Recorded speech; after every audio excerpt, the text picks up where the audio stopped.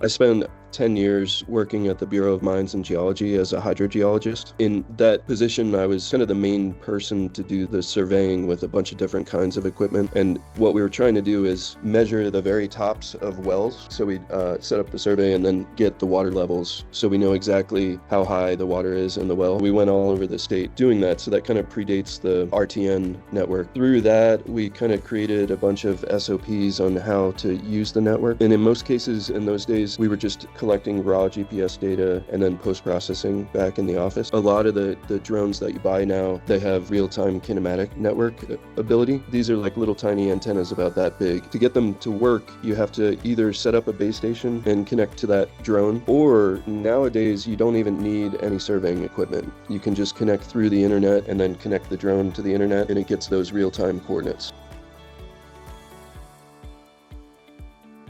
I've been doing drone stuff for many years, and I can say that having the accuracy in real time on the drone saves me a ton of time. If I can say get centimeter level accuracy in real time, it probably saves me 2 hours each mission, and we do many missions. That's a huge benefit. As far as the drones go, I do a lot of teaching both at University of Montana and at Montana Tech. I have a short course on how to survey, kind of scientific backing, what is a geoid, what is an ellipsoid, and then I have students go out and survey, because with drone stuff, you can just go out and fly a drone like a lawnmower and collect data, and you can build a 3D model from that. In most cases, your model's going to be slightly off the reality. That could be very small or it could be very large.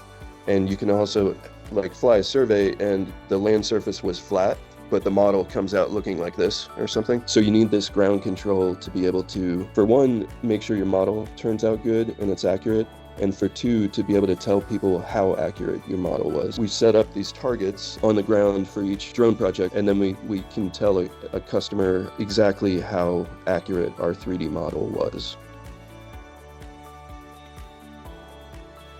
Especially in the drone world, when we're doing surveying type work, we're trying to build a 3D model of a landscape. It's really important for us to be able to get that real-time accuracy, because that saves us so much time in the office. If we have that real-time accuracy, it saves multiple steps in the process to build a 3D model. That ability of the network, especially how you can connect to different parts of the network. If you're moving around, you're, say, in Northwest Montana doing a bunch of work, you can connect to that one generalized survey that kind of uses the whole network. And then as you're moving around from site to site, you don't have to change settings. You don't have to remember to check the equipment to make sure everything's set up right. In my world, it's a major time saver, and time is always money.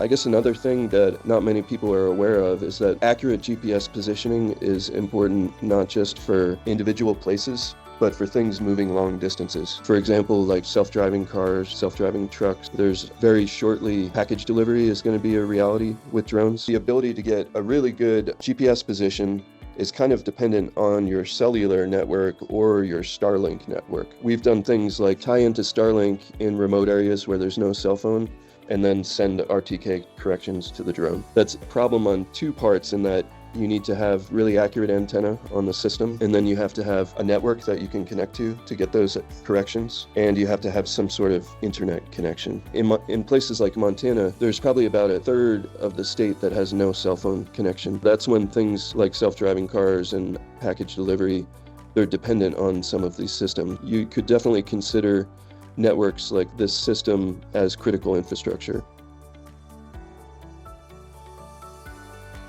The Starlink itself seems to be really reliable. The signal doesn't bounce in and out. What we have seen is when we connect, like, let's say we have a laptop and we have a drone system that we're both connecting to Starlink, then you get into some problems with the data transfer. But if you're just using Starlink in a remote area, then all you need is that very small internet connection set up to be able to access those corrections. In my experience, the network is great, and it's a really strong team working on the network. I would say we're invested enough in the network that we took on the responsibility to take care of one of the stations for the network. It's something that's really critical to our work, and we're really excited that you guys are building out this station for full statewide coverage.